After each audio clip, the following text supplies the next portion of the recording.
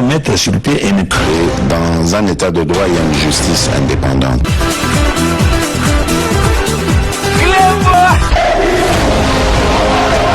Ce n'est pas pour rien qu'il faut des conseils.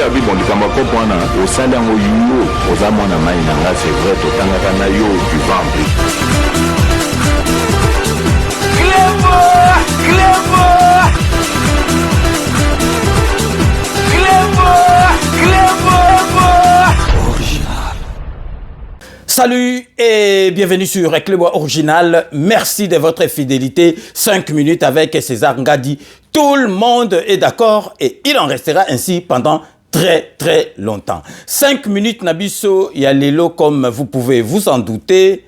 Comme il fallait s'y attendre, Boyebike. Tokokagi jamais kolekisa marche oyo, il y a soi-disant opposant basali na Kisasa. Lelo et Monani, parce que Busson en 5 minutes, to lobela kango bandakala. Que Fayulu égale Kanambe. Bateau bazalera un peu réticent. Oyo bakansara biso to bar n'importe quoi. Lelo ba moni yango. To moni na marche mais bon moni bateau tout oyo bazalaki na Fayulu ba yeba ki azali na ye aventurier. Azolek sa batu air bomona manabiso bazayi bandenga comment ko défendre mboka mais soka zalaka na Fayulu mbela lekisa air mbela lekisa penza air muzitu atike Fayulu. Et je défendais la vérité et je continue à défendre cette vérité, mais à un moment donné à ça il faut la monnaie vous avez dit musique hein moni JB a aussi le succès, bah conseiller bah dit non, il y a des gens qui ont razala. Abandi kusala nzunzi na marque na hii, abandi ko négliger ndeko na hii. Asali nzunzi na asali bloc patriotique sans que na yeba. On a mis à la loyauté par rapport aux principes républicains. C'est pas un soutien à une personne. Je soutenais un combat qui veut que pour que le pays marche, il faut la vérité des urnes. La vérité à l'OBIA qui est respectée, mais nous devons combattre pour la vérité à l'OBIA. Pour ça, il faut des réformes. On te rebonde là. Nous sommes loyaux pour cette cause-là. Mais nous, non, nous Sali Gazala. Bon, Sali Gazala qui est ancien Premier ministre. Abali Kosala Nzonzinga Sali bloc patriotique. Nous avons qui bloc patriotique en tant que tel. Pour la linga qui basango le basani, c'est surtout ça la marche doit renforcer lutte pour la vérité des yeux de pour réformer la saignée à la neutre. Nous avons disposé à tout qui est sous la coupole, sous la coupe et basango. Mais il y a le quoi ça qui bloc patriotique, bon, bloc patriotique Pierre Mabete. Et là, il y a la Moukamoto d'émission Libanda, mais pas bloc patriotique avec Kabila, parce que pour moi, combat on doit mener l'ennemi de la vérité des yeux, c'est Kabila. On a beau être bloc patriotique, voilà. Tous les gens qui ont ici, mais comme nous tenions, moi je tenais que la montée zarandée, tous les gens qui continuer, mais à partir d'un moment là, la marche, comment qui quitte. Nous, on va essayer que le col là-bas, on va nous faire quelque chose au Koya. Au Koya qui était au Valle du Bisson, on va tenir la marche et réussir. Tant que moi, je suis en côté, moi, je fais à la montée bini et qui. Moi, je suis en la bloc patriotique, on a payé qui Koufi. Ah, oui, il y a un mois en juillet à accueillir la Kisangani à Sali Congrès à partir de là. Le Congrès va le dire comme Mbali. Moi, encore, je suis candidat président de la République. Sans que Ngana et puis Ngaï n'a mon acquis normal parce que, à cause que vous avez candidat président de la République, Ngaï a cause que vous avez candidat président de la République, mais la cimature pour s'engager à bénissi moko. Ils ont monté. Mais Batunaï, pour la balade, non, nous tenions sur la ligne, il faut Andima, cause à la Sima Martin Fayou. Il y a mis balai la disposition d'avoir dit que biso tout ça la alliance na mutu ya kondima ala na sima na biso na vision na biso puis tout ça la alliance na mutu nyonso ainsi de suite ba kipe biso kututi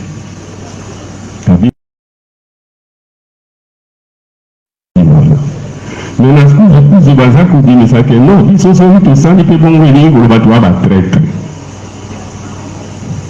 Donc il faut toujours être derrière Faïda.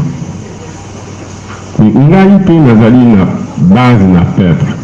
Soki nalingi base wana epesanga bavoi fo nabimisa mpe motu ata nakotikela ye ou bien akotikela nga après mais nakokende kaka lokola motu moko azali kaka bongo siko peuple akorespecte nga ndeni napesanga ata badepute yango natiki kaka bongo yango sikoyo tozalaki na mikakatano bamarshe osalema sute à cause ya bloc patriotique na mikakatano wana ntango ifo tosala remise de reprise obino lokola makambo wana esalamaki bongo ebongi peuple ayeba yango ayeba ke c'est normal motu mpe en dehors ya lamuka asala bamarshe na ye peuple ayeba pie motu mpe ezali normal ke parti ezala na alliance na yango bango balingi totia makambo wana na communiqué final te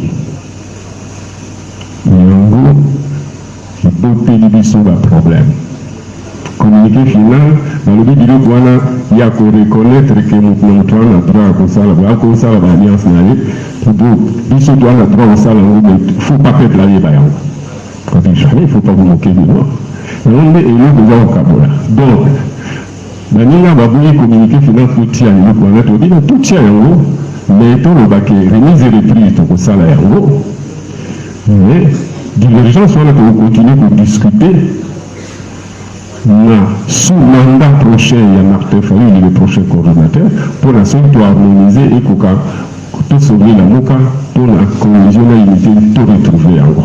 Voilà un peu ce qui se passe.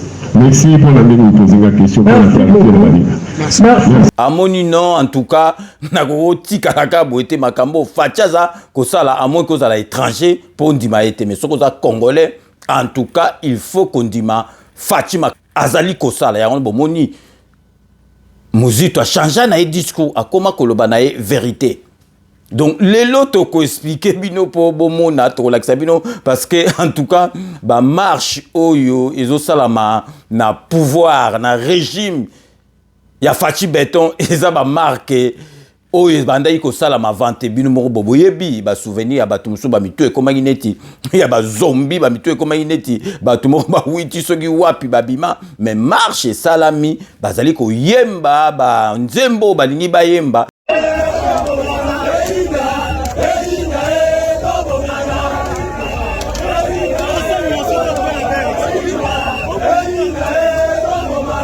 bazoluka kutu bitumbe bimame ba eloko mokote pour bomona ke démocratie liberté et comment na mboka na biso à partir ya Fachi Beton. Mais avant to banda émission na biso ya lelo tozali vraiment mieux vaut tard que jamais parce que to tourna quitté tozo banda yango po na ko souhaiter bon et joyeux anniversaire na première dame de la République na kombo ya Denise Nyakero Tshisekedi. Première dame oyo aye vraiment aye ko changer ma solo parce que ba misusu ba bandai ko zela kaka mutakufi aye ko lamba soki fufu apesi biloko mais siko olambi fufu na mboka na vanda kaka na bangote bozo mona batu mususu bazo zila bozwa matanga bazo profiter na malheur bazo profiter na misère na peuple congolais na misère na binobota la mboka na okufeli muto za na mbongo te so mutaye osani liloba ya suka ya Moseng papa na biso lutumba de res mémoire loba donc ezali melesi donc yo la kisa batu ndenge balobaka la kisa mutu ko pecho lio ye la ke opesa mbisi to mona na première dame azali assistante sociale te et puis na mukili bolinga te ke ba assista kabino assistana eza bien te ya bon mona première dame abimisela ba comédien ole ba ya kaka mama nene mama sala biso boy abimiseli bango mutuelle ke ozu maladie okeyi ba soigner yo bomona système asala na fondation na ye bana oyo bazozwa ba diplôme d'état na bango awa bac na ba pourcentage ya makasi azo pesa bango ba bourse bazo ya na France Belgique Maroc Tunisie pour na kotanga parce que moi na soki azali mayele na Kisasa aye awa na poto yebaka ke akopanza masolo parce que kelasi ya poto eza plus facile que kelasi ya mboka na biso parce que na ba histoire donc oyoka na ba géographie okoyekola makambo moko eko apporter yo eloko te na venir na yo mais bazo ambuyo ka mutu soki mwa naza mayele na Kisasa aye awa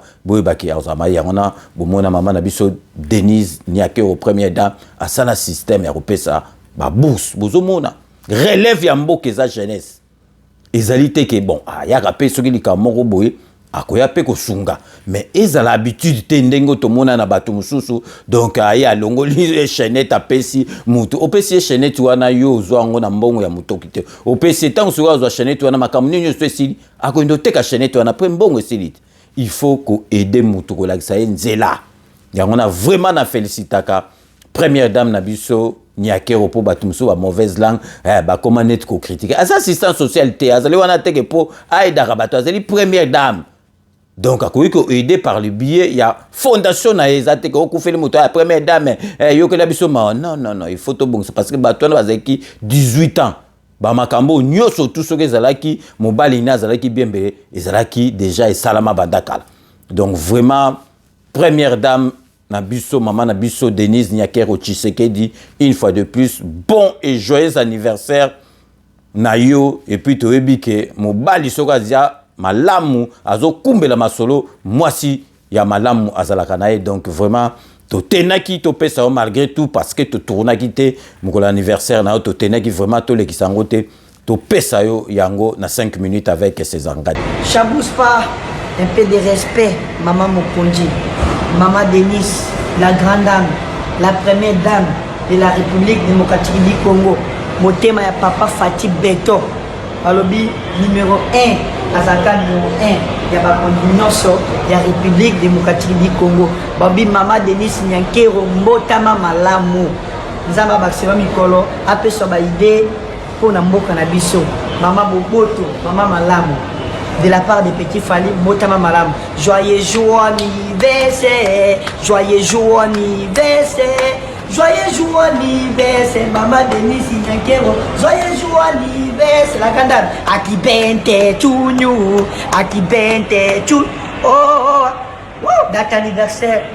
Avant de développer ce sujet, on a il y a marche à opposant.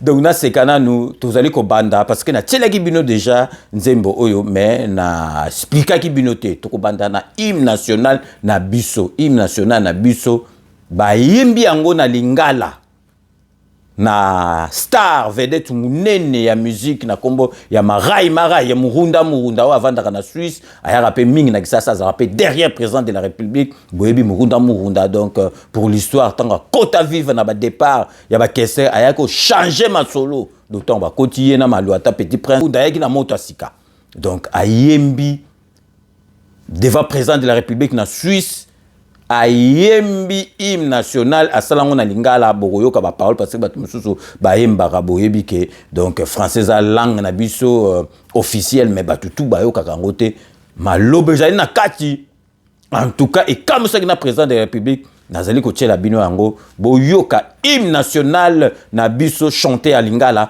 par l'artiste musicien Maraya Murunda. Nous invitons l'artiste musicien Marai pour l'hymne national. Tosangana pona mabele, tosangana pona bokasi ya lipanda, tombola elongi, kobanga lisusu te, pona libera.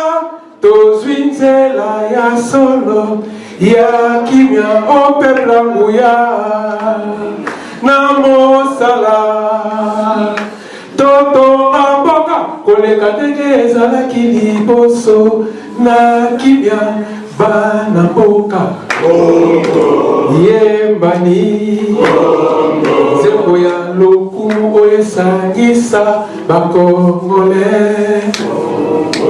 na lolendo pesa lusako na bendele ya polo wana ndakisa ya bolingo ya Kongo na biso basi babenisa na bakoko mboka kitoko oyo tolinga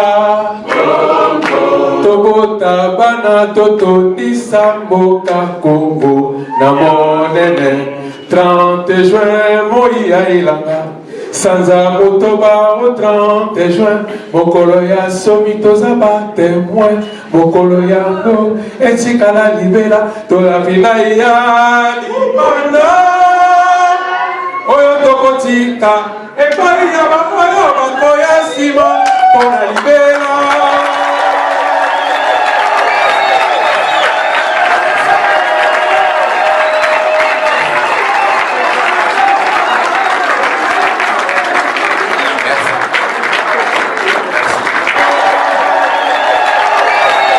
Bilmo Boiti Kolanda, en tout cas, vraiment, félicitations.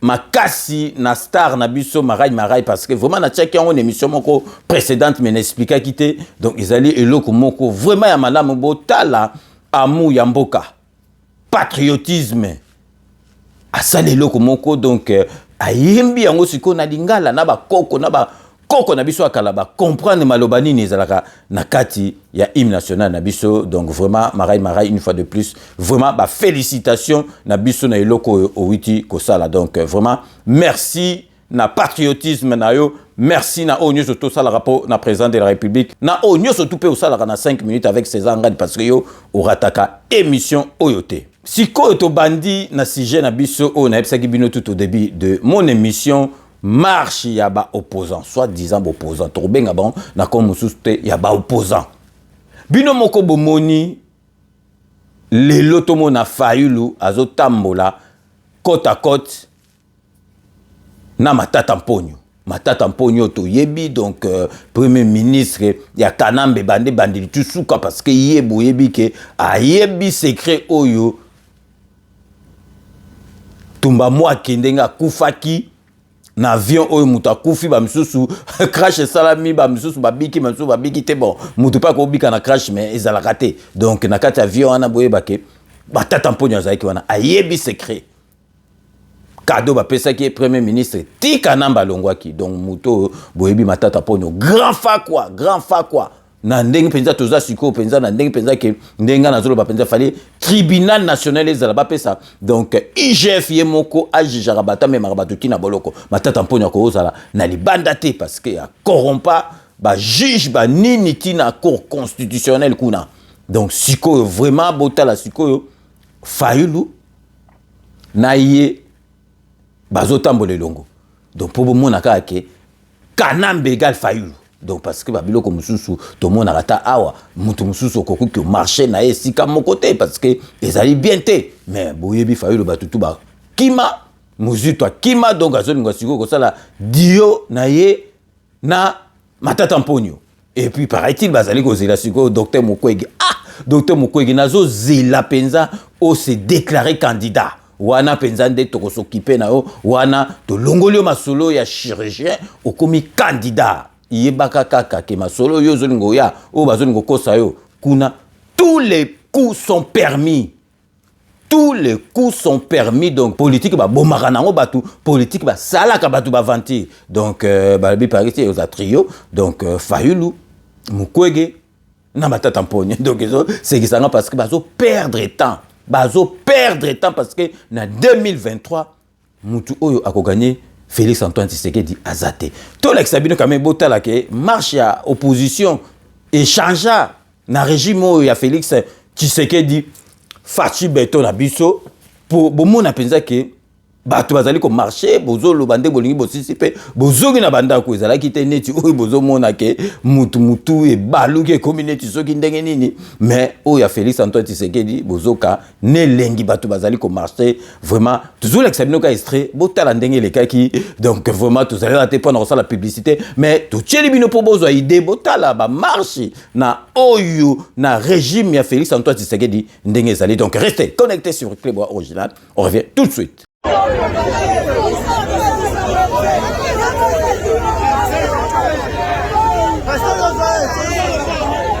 Brigade, baza CG azawa. Bono CG. Aza sima.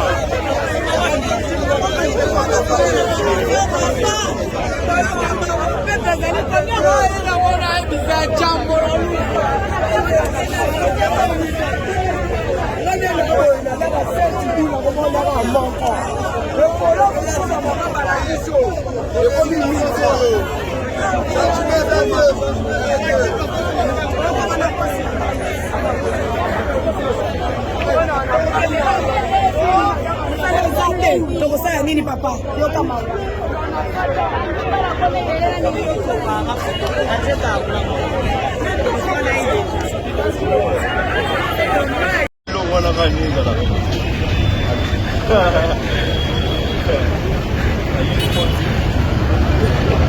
Aluta continua avec les Katumbis talons silencieux. Deuxième nombre de présence. Très remarqué à Kinshasa. Ouais, la foi, laisse-moi dire dans la foi de marché. Changeur, changeur Péamon. Changeur national. Provincial. Nous soutenons la France avec le cordon national. Notre modèle à suivre, c'est le terrain. Nous sommes dans la bureau de Mabélé.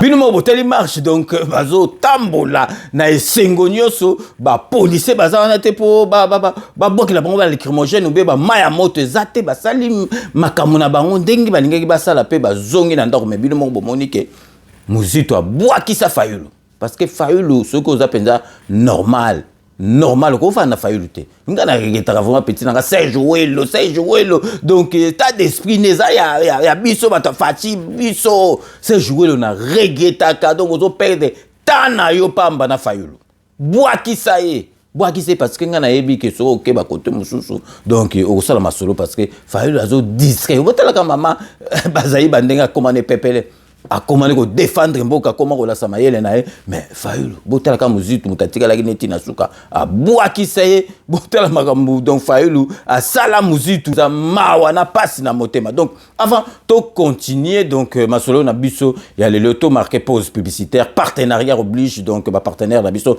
Kodia Simon CP la TV Wami Service, Wami Business, Bobo Sanate, Kitenge appartement pour appartement awa Nakata Paris, sans oublier salon de coiffure Nabuso Ozaka, Moko Nakata Paris, El Binto Coiffure na Saint-Denis. Donc restez connectés sur Club Original, on revient tout de suite.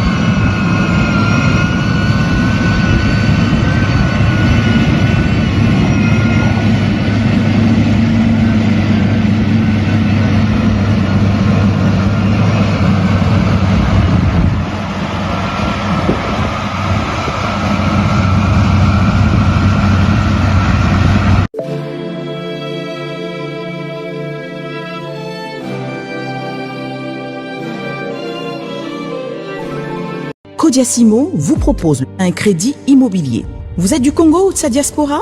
Vous désirez devenir propriétaire en RDC et faire construire votre maison en toute quiétude? Obtenez votre crédit, puis commencez son remboursement uniquement dès la livraison de votre maison.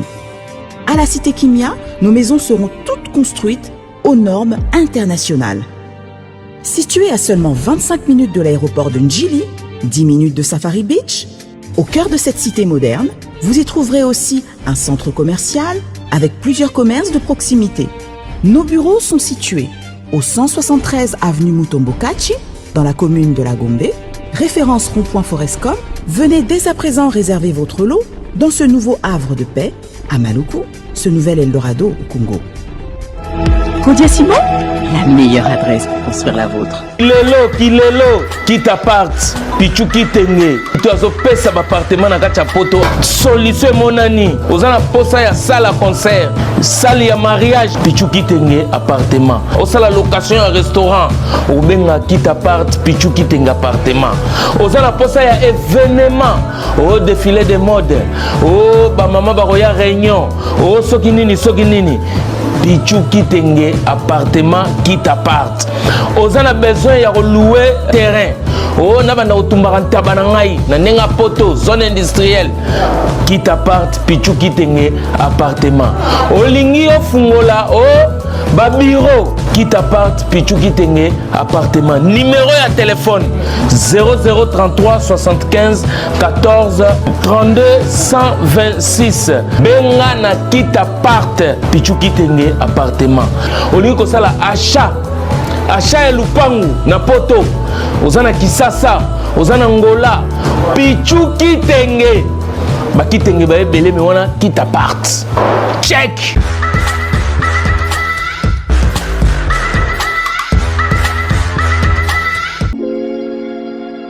Sepela TV ezali décodeur ya Banamboka. Sepela TV différence nango ezali na ba décodeur mususu o tozalaka nango na kati ya ndaku. Sepela TV botala ngo ezaka mukie. Eza mukie olingi ko voyager ozu yango o voyager nango. Parce que ba décodeur o biso tozalaka nango evandika na ndaku mais Sepela TV déjà eza mukie botala ozu o kolisi yango ka na poche na kosi na poche à veste o voyager o memi yango partout dans le monde ici ka zo kende.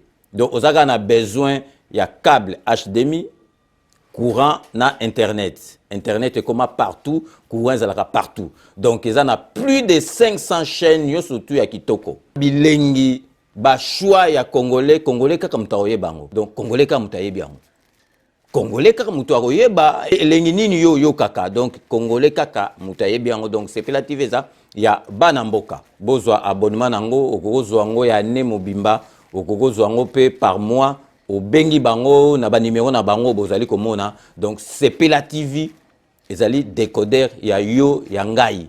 Donc ezali ya étranger te ezali ya Banamboka. Avec Sepela TV, tout le monde est d'accord et il en restera ainsi pendant très longtemps. Bienvenue dans le monde de Sepela TV. Sepela TV est le décodeur qui vous permet de suivre les chaînes du Congo en direct de la diaspora. Wami Business, votre agence de fret maritime et aérienne. Vend des produits importés, lait de beauté, vin rouge, blanc, rosé, sel, sucre, désodorisant, eau de javel, savon de Marseille, casseroles et divers articles. À Kinshasa, nous sommes sur l'avenue Maringa 83, direction Assosa dans la commune de Kassavu.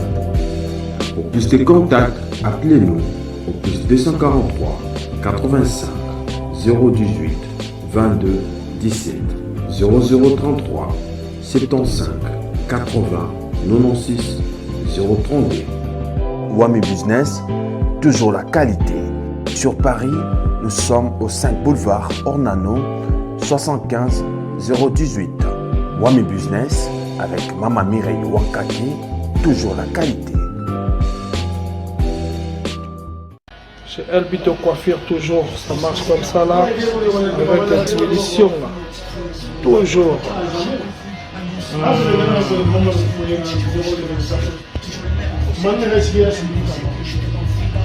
Salon Member One, chez Elbito Coiffure. coiffe avec sourire, tu coiffes avec noblesse. Chez Elbito Coiffure.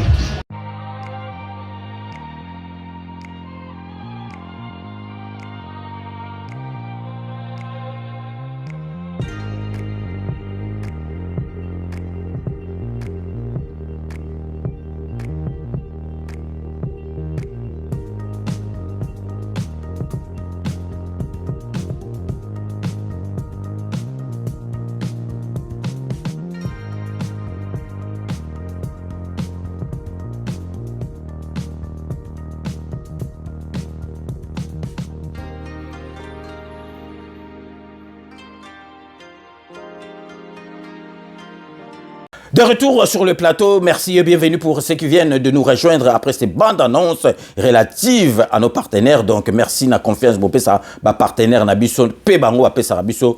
Donc, vraiment, confiance. Et là, on ne va pas s'interniser là-dessus parce que Fayulu Azali Moutu Yakolanda était. Ce que Landi Fayulu, donc, n'a évité, mais n'a évité. Fayulu donc vraiment nzamba yoki la biso mawa parce que kopo ya Genève soki simba to yebite mutu lokola Fayulu soki to lingo suka wapi nazo pesa piloka extrême mukie botala ka mutu ba contradiction mutu moko yebi makamba zolo bata zolo ba makamba donc bozo comprendre sens te na tiel binoka extrême mukie botala donc oyo alingaki penza ke a diriger biso na mboka na biso nzamba yoki la biso mawa parce que nzamba lingi Congo donc Fayulu azali mutu kutu bokoki kokipete mutu kutu akoki kosala ka eloko te donc bino moko bota l'extrême muke na tiel bino.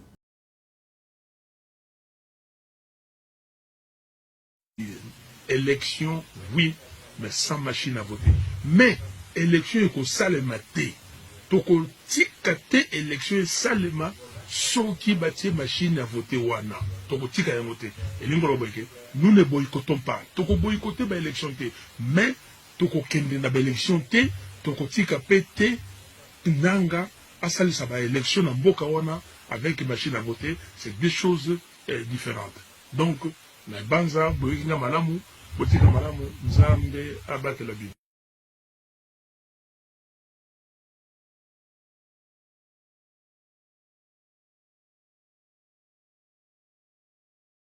Nous ne disons pas que si vous trouvez la machine à voter, vous boycottez. Nous demandons d'aller voter.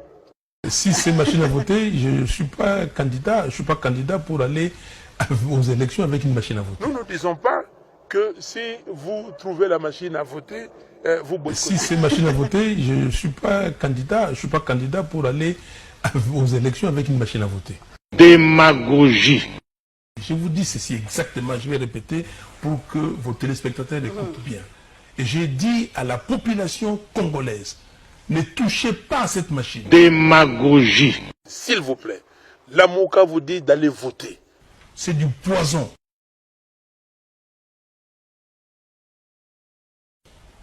Vous comprenez? Ne touchez pas à cette machine. Où est-ce que vous trouvez que nous demandons aux gens de boycotter? Démagogie. Donc nous disons, il faut des élections sans machine à voter. Démagogie. L'Église catholique aura 40 millions d'observateurs. Démagogie. Je mets l'argent que je prends à l'Assemblée provinciale de Kinshasa. J'ai pris 20 chégués qui travaillent pour la communauté. Démagogie.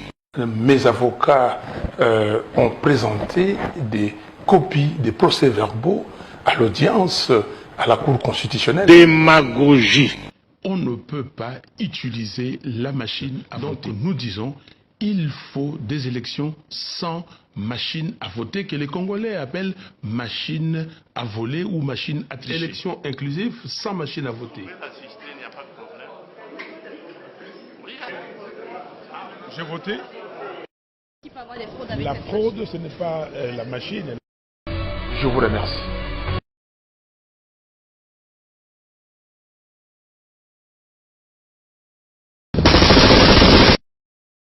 Que attendi par policier, automoni mingi toyebi bangote, lokuta bato bazo kotala bilongi na bango lokola bana ya mboka te, lokuta balati bilamba ya ba policier na biso. Lokuta baza kopesa mitindo tomoni kotobola ba pneu. Lokuta kotire masasi babeti masasi. Démagogie.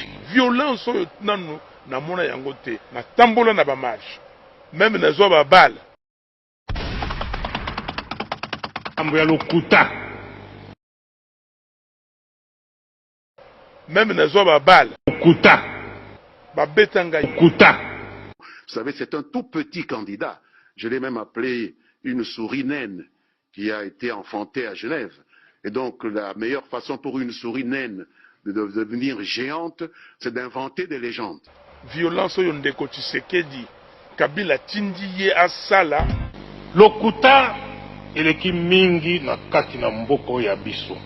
Monsieur Fayulu a été mis sur orbite pour empêcher les élections de se tenir. Il n'y a pas de machine à voter. On en parlera. Si c'est machine à voter, je ne suis pas candidat. Je ne suis pas candidat pour aller aux élections avec une machine à voter. Pas pour gagner les élections. Et j'ai dit qu'il ne fait pas campagne. Il prépare la contestation.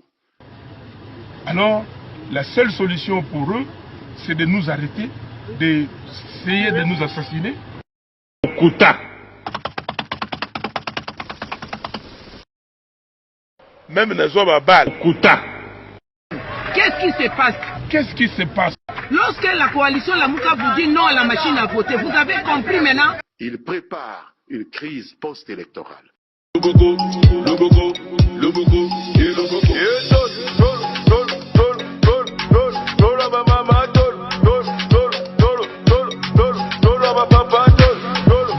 Le mot Bolandi, Moutaboué, président de la présidence de la République. Donc, il y a na ba collègue n'est président ba collègue n'est président lui ma comprendre. Donc, moutoua contradiction éternelle. Donc, vraiment, Ezalaïga na beta c'était pour vous comprendre, au batou sous bazakana doute, pour comprendre que Fayulu roule pour Kabila. Fayulu azali moutou ya Kanambe. Parce que yo lelo ben habité comment koko marcher pembeni na matata poni yo bandoko lobake yo mutu ozolanda mboka fait que ne malam o habité que matata poni za grand fa quoi de renommée internationale grand fa quoi penza donc ya ba mwifi penza donc ya kosakana te yo lelo ozotambola na esiko ezali message ni ngo pesa message ni ngo pesa message que yo ozali mutu Kanambe donc matata mponi ozali pourrier donc matata mponi ku baza mutu mo kefaza na lubwa ku penza matata mponi on a penza président de la République ba konzinga na osenga IGF bo pesa ye ndenge aweza na port financier a on a paria o emema ezo mema ba sakozi na ba boloko o emema ba Bernard Tapie donc bo memisa IGF et comme mema ba tuti na ba boloko parce que soki ndeko na matata mponi ko bikaka ako bikaka jamais les lois ont marché azo marche en tout cas c'est le monde à l'envers azo marche pas yebisa biso ni matata mpona ko pesa biso leçon ako pesa Félix Antoine Tshisekedi leçon donc vraiment ezali pas na mawana motema lelo bato bazala ki neti ko comprendre te ba comprendre que donc Fayulu azali ensemble na Kanambe soki Fayulu azali na Kanambe Fayulu azali na ba Rwandais ya Kagame donc tout le monde est d'accord donc sikoyo na lingi na la gisabino quand même botala na émission moko na lobaki structure mentale ya ba congolais ya mutu mwindu mutu moko bio kaka ya ba congolais non bozumo na ba construction anarchique ezaka kana mboka na bisote mutu mwindu azaka mystique. Donc, toza batumo yango no moni toza kana ba problème. Botala o nazo la sabino o botala penza construction o ezali na Cameroun. Botala ndako ndenge batongi étage batiki lidusu moko boye ya courant électrique ba câble électrique eleka. Bozo mona penza est-ce que mutu normal ko tonga bo. Po boye ba ezaka ka congolais te ba mboka mususu donc baza pe na ba masolo so bona ndako donc vraiment na tala ki yango esekisinga makasi. Donc poto zonga ba démolition o ndenge bazo sala ndenge bazo kwesa ba ndako o batu ba construire na ndenge mabe je suis d'accord.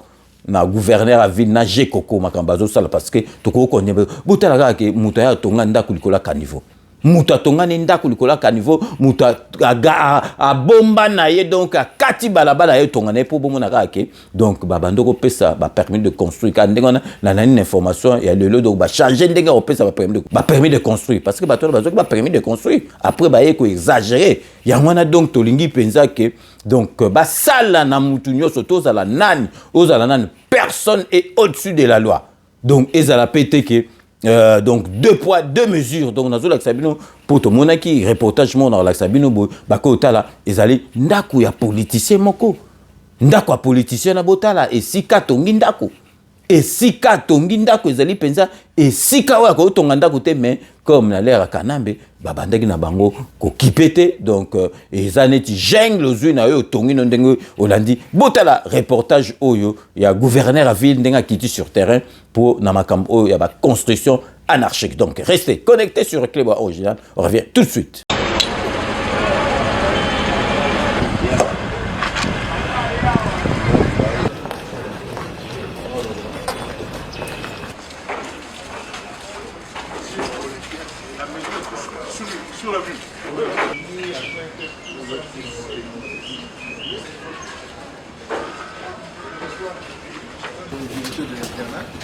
La fenêtre, c'est ça. Oui.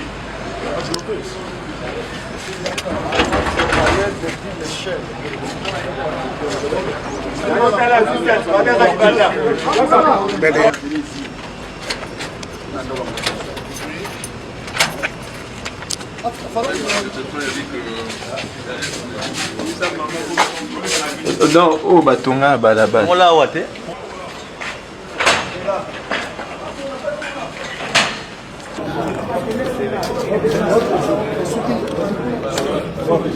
On est sur un terrassé. On est sur un caniveau. Un caniveau. C'est bon, non? Il y a Bango bien à l'état, ça va. Oh, yo. Les agats, on a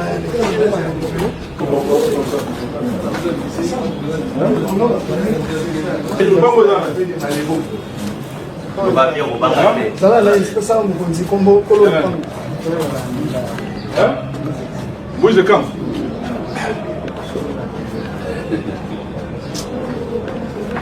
À l'époque, c'était comment?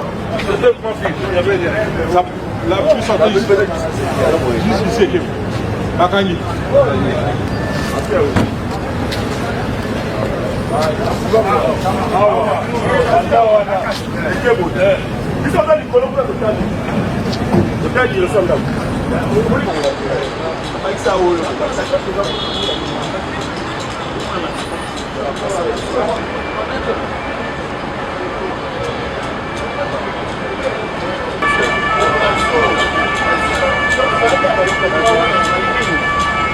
Bino moko boitolanda na mboka nini oyo ezana mibeko batu bakoki ko se permettre ko sala bo po bomona laisser aller oyo ezalaki na l'air à Kanambe donc bakanisi na mboka oyo Félix Antoine Tshisekedi ekosala masu parce que to landaki dossier na bazali ko kipete ezala ndako nani et puis la plupart batu oyo surtout batonga ndenga na ba marque na bazali bakonzi bazali batu moko o bazali na pouvoir o bazali parce que n'importe qui akoro tonga ndenga na te akobanga l'état neti bango ba banda kobanga l'état te yango na bazali ko sala ndenga mais sikoyo na za na nouvelle moko ya koloba donc na kati émission na biso na kotisi rubrique asika donc dorénavant à compter de ce jour na zu espace moko na chaque émission toza na rubrique moko ya sika o tokobenga donc AREP News bobi AREP News ezali boyebi AREP ezali parti politique o ngai nazali na kati parti politique autorité morale nango ezali donc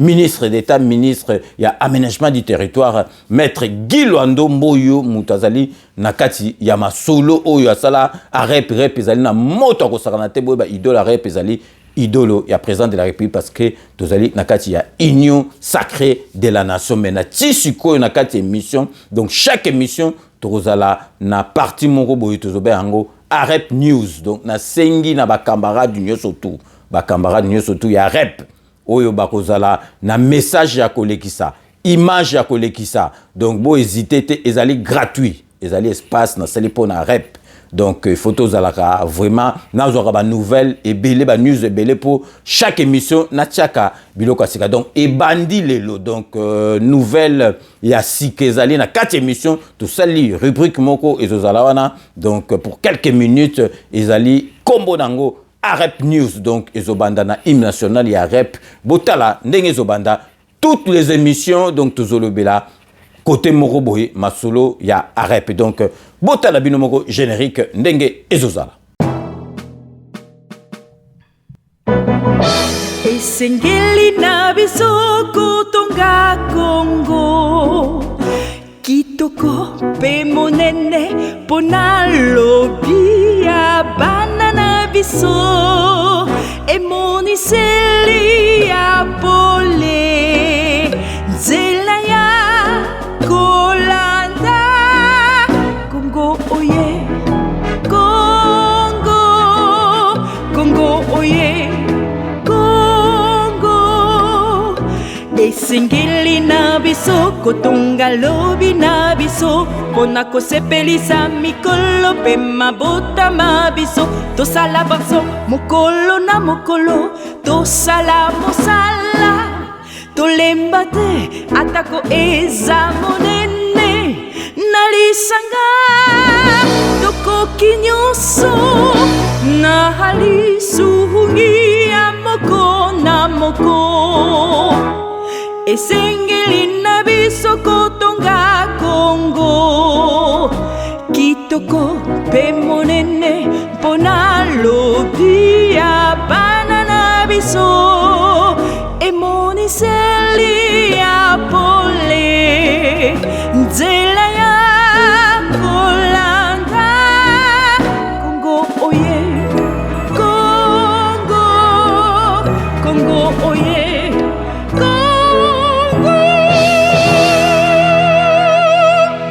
Bomoni générique donc to bandi yango lelo donc na sengi na ba camarades nyoso tout nga nazali na kati ya groupe ya Rep France nazokota pe na page o ya Rep donc mais batu mususu pona ko faciliter nga na luka ba nouvelle te botindeli ngai na numéro nanga o ezali awa donc eza na WhatsApp donc 07 53 36 38 09 na bato baza libanda ba précédé 0033 7 53 36 38 09 botindeli ngai na kolekisa yango ezali po na biso ba camarade ya Rep agissons pour la République donc lelo toko lobela nanu makambu ya autorité morale na biso na kombo ya maître Guy Luando o azali ministre ya aménagement du territoire azali na Tunisie na kanisa sa zongaki Kisasa azali na mission bien azalaki na mission de service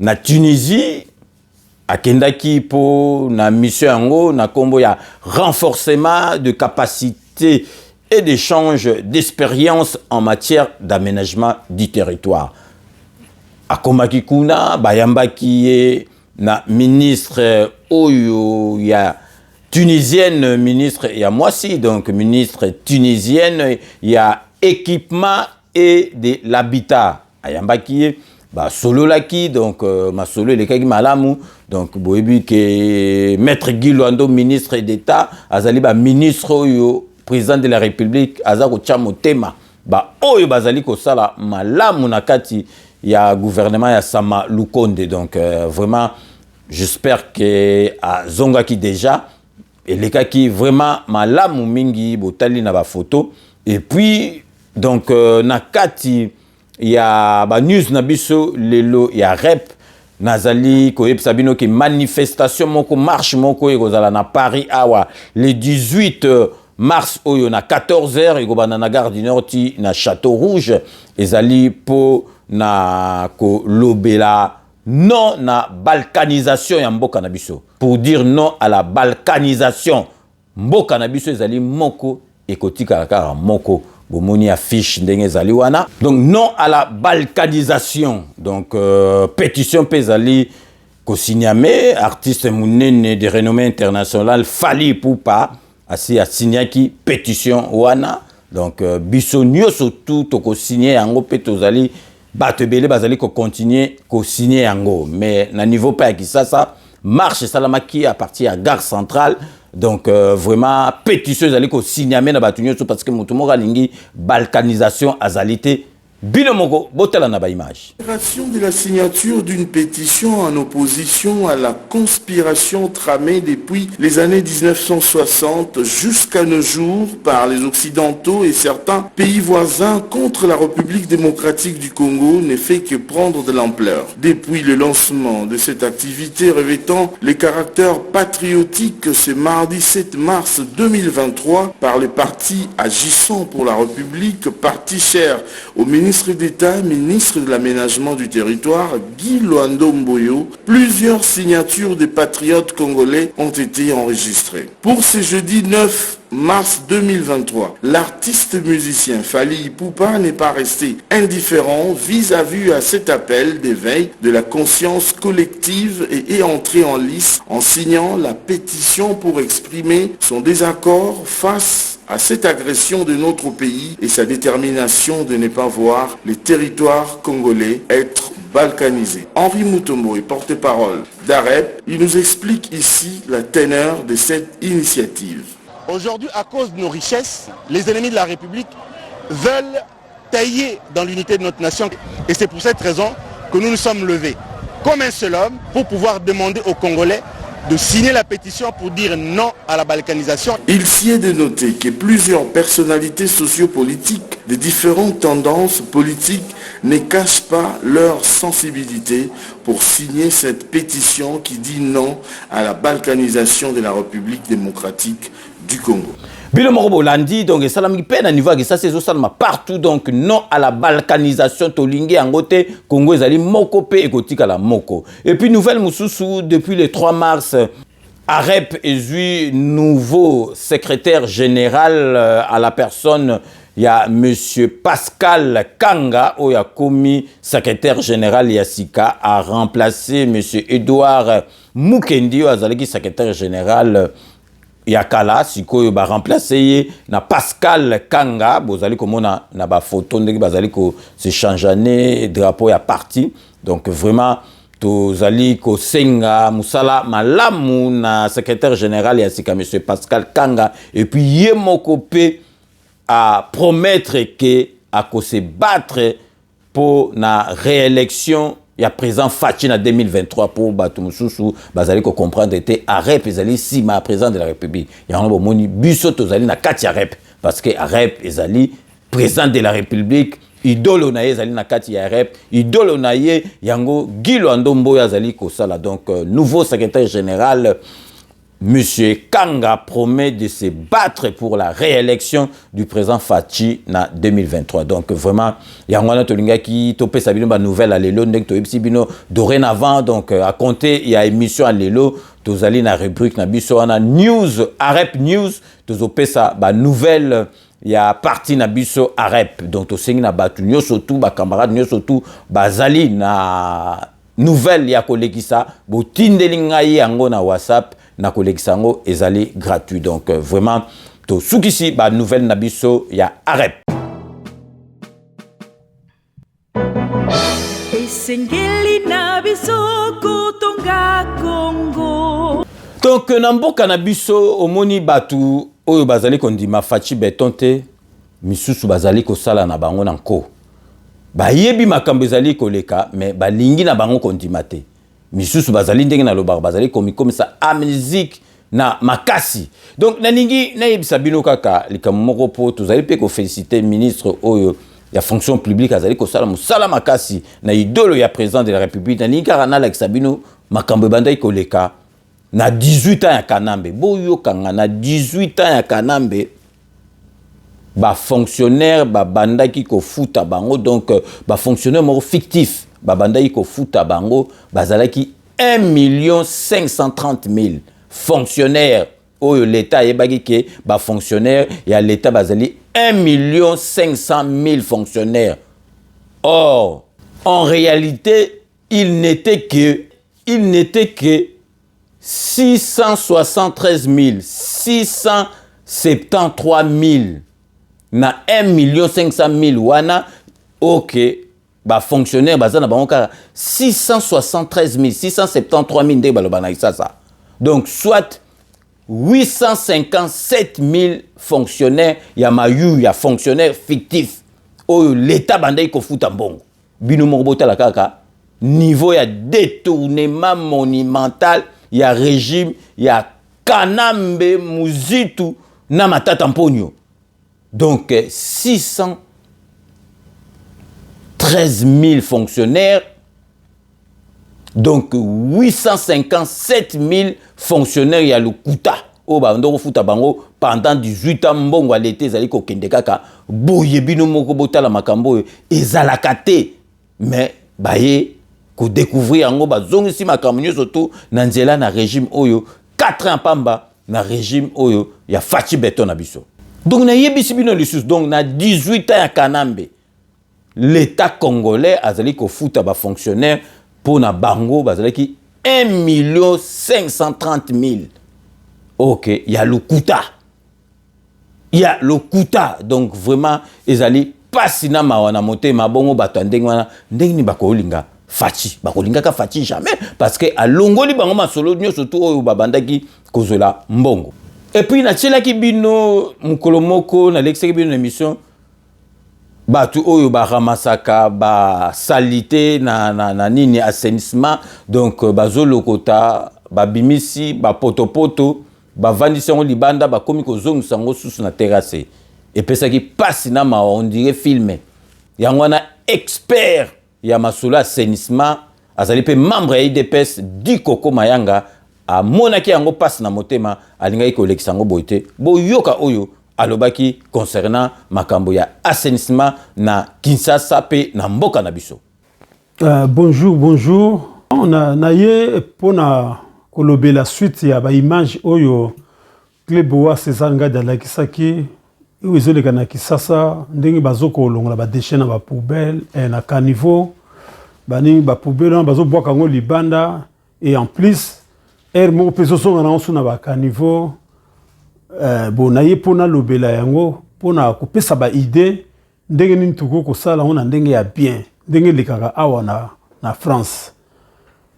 Le problème est un, le bosso ezali nini ezali batuana oyo bazolongola ba déchets wana na nini na ba terrasse liboso un faut baza na ba vaccin ezana ba vaccin oyo bako tia bango contre ba microbe parce que na caniveau ba microbe ezaka ebele de deux ezali kambo ya équipement tant on a lobby équipement ezali babot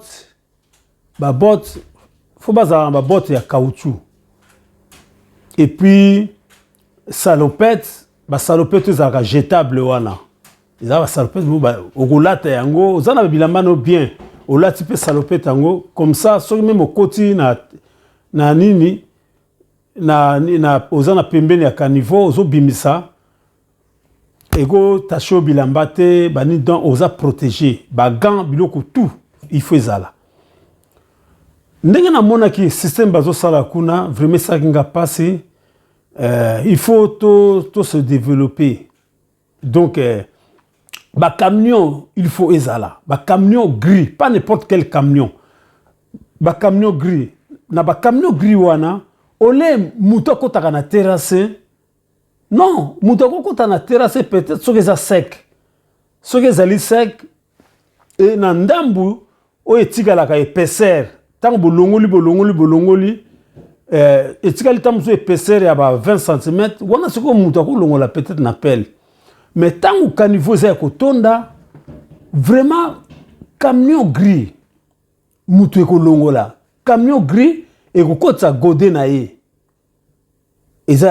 Parce que l'équipement ezali ezala ba godé monsieur eza ya 1 mètre monsieur il y a 2 mètres ça dépend ya caniveau ya grandeur ya caniveau mais mingi na mona ki oya ki ça c'est ngo ba 1 mètre godé ya 1 mètre et koti na kati tango zo kota na kati azo toka mbala moko bu matisi godé bo boaki ye na ben c'est comme ça qu'on travaille awa na poto basala ka ndengo wana sikoyo bandambo ekotikala wana ndambo ekotikala ale batu sikoyo bakoti babandi kolongola ngo basutiango na gode mamoko ematisi ou bobimisi ndambo etikali bobimisi yango botiango à côté wana sikoyo tracteur ekoya elongoli yango ebwaki na camion gris vraiment faut tout ça la ndenge wana parce que na France basalaka ndenge wana donc il faut tout ça la développer. Bon, nous surtout on a ils ont ba moyen na boité ba moyen zali commune za ba moyen ba marché ze belé wana ba toi ba maman on a ba kotizaka pona ba déchet wana ba kotizaka alors bino sikoyo suivi fezala na ba mbongo na ba cotisation wana beaucoup ko louer ba nini ba camion wana ye elongoli yango ceux qui peut zalité gouvernement a rotinda ba sombi awa pourquoi na biso ba camion surtout les gars en hôtel de ville et communauté les gars en hôtel de ville à ko somba ba biloko wana ba godé ba camion ba li ba tracteur na ba balaise pour ba tango buzo tsa ba déchet wana na bord ezana bazelo pe musutango kokauka etikala bazelo ba bouteille oya ba mai wana ba nitu so ekena centre de bo même surtout ba kena déchetterie na déchetterie kuna siko ba sala ka triage ba verre ekena ba place ba verre et place à milangi ba bouteille à plastique ba ti place à plastique ba sachet nous surtout ba ti place comme ça vous en a facilité ya ko récupérer yango et puis ko boire yango ba service compétent ezali bango ba kozwa biloko wana ba kena wana trikuna ba lamba kango lisusu ezonga asu ba biloko mususu kuna na kisasa na yebi que service mo bimbezali esoki para na ba biloko wana mais service on a temte ko ya ko longola na ba terrasse on eza batu donc tuzana na chômage mingi batu bazali ba main d'œuvre ba sala ba misala wana suko mususu na koloba ezali pona nini enrôlement moninga nini nanga yangoyo ngana s'enrôler déjà carte nanga ya enrôlement yangoyo donc batu bakosa binote ko ba photo ezo bima bien te non ngana moni awa photo nanga pene bimi ndenge nazali donc en tout cas nazaki na ambassade makamutu ezo leka très bien ko tia misapi bazozo même ti na misu bani vraiment eza très bien parce que ba oyo to sali na ba misabi to tie wana ya misu ba carte o yango pe mte kobotela biso ba identité à partir ba nino no surtout yo be élément o no surtout yango ego bimisa biso ba carte d'identité donc vraiment moto na biso bo contribution hôtel de ville à ça la fena effort pena assumer biso équipement ezana ba commune no surtout ba camion ben en tout cas na commune moko ata 2 camions ben ça suffit et puis ba pelle ne faut aller belé pour yango nim tisaka misala wana ne omona bopeto na kin ekozala très bien ngana suki wana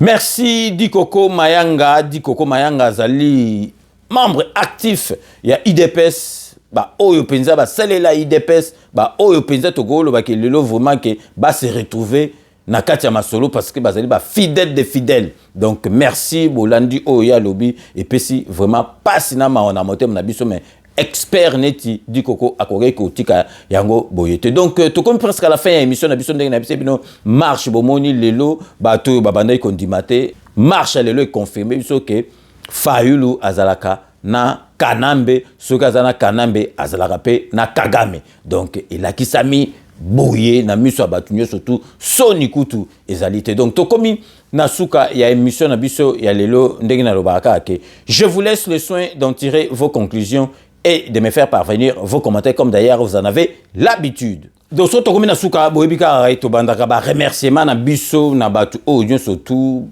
ba edaka biso na site na biso na émission na biso ezaka ate opesa biso mbongo mais tozali pe vraiment na besoin soki ya aide financière et que ça bien parce que tu travailleras na ba moyen de bord na makamona biso moko et puis ba te belepe ba comment comprendre ba et d'arabiso na ndenge et sengeli ba et debiso en tout cas tu allez ko tenir vraiment ko remercier ba tunyo surtout na to bandaka toujours na honorable Jean Moutala na kati à Londres merci na nyo surtout au sala rapport na 5 minutes avec ses engadi Jano Matundu na mwasi na kati à Londres merci na nyo surtout au sala rapport na 5 minutes avec ses engadi Maria la beauté naturelle merci na nyo surtout au sala rapport na 5 minutes avec ses engadi José Kanwa qui kakamene maître Wera Mukuna Maître Rajamoule Nakati à Londres, merci Nanyo surtout au sale rapport na 5 minutes avec ses engatoke Siko Nakati ya Kisasa pour nous ça Serge Palmi, merci Nanyo surtout au sale rapport na 5 minutes avec ses engadi ba image au tin de la Cavienne donc merci Serge Palmi na Kisasa Nanyo surtout au sale rapport na 5 minutes avec ses engadi de Cosmo Coco Nakati à Bruxelles de Cosmo Coco, merci Nanyo surtout au sale rapport na 5 minutes avec ses angles toujours na Kati Yalola Torope Sambote na Poutou de Yalola merci Nanyo surtout au sale rapport na 5 minutes avec César Ngadi Tokei na Kati Espagne pour nous repérer sa Beloti Mavungu vrai chéri Beloti Mavungu merci Nanyo surtout au sale rapport na 5 minutes avec César Ngadi Tokei Siko na Kati Suède pour nous repérer sa Thérèse Kamani des fidèles Nakati ya Kleboa Thérèse Kamana Banda Nangai vraiment depuis donc vraiment internet et bandi fidélité na la sous se redémontrer Thérèse Kamani merci Nanyo surtout au sale rapport na 5 minutes avec ses engagés toujours Nakati à Suède pour nous repérer ça Igwe chef béton armé merci na ba commentaire na ora tsaka commentaire était soki émission ekotito zongi awa na kata France pour nous repérer ça Thomas Mbona merci na nyo surtout au sale rapport na 5 minutes avec ses engali toujours na kata Paris to repérer Sambote na Fifi Filofaria l'homme à la Mercedes très propre Fifi Filofaria merci na nyo surtout au sale rapport na 5 minutes avec ses engali toujours na kati à Paris to allez repérer ça Jean-Marie Chibangu merci na ba partage na yo merci na nyo surtout au sale rapport na 5 minutes avec ses engatokei na kati à Norvège pour nous repérer ça Hubert Kizela merci Nanyo surtout au sale rapport na 5 minutes avec César Ngadi na kati ya Norvège Hubert Kizela donc toké sur na kati États-Unis d'Amérique pour nous repérer ça Christian Lombanga petit nanga Montikil Christian Lombanga merci Nanyo surtout au sale rapport na 5 minutes avec César toujours na kati États-Unis d'Amérique vous allez couper ça Maître Patrick Chioyo merci Nanyo surtout au sale rapport na 5 minutes avec César Ngadi Tozungi na kati à Paris pour nous repérer ça Blanchard Goma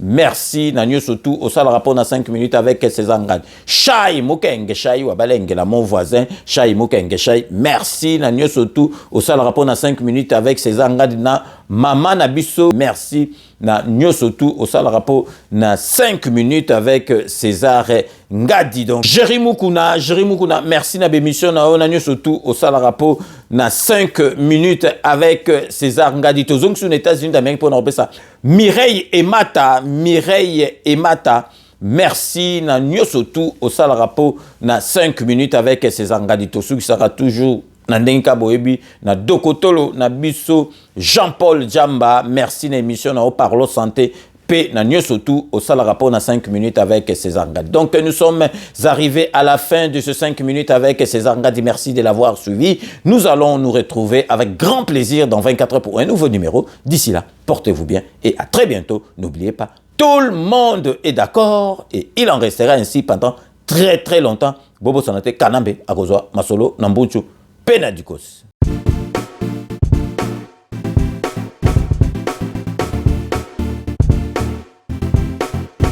On doit mettre sur pied et dans un état de droit, il y a une justice indépendante.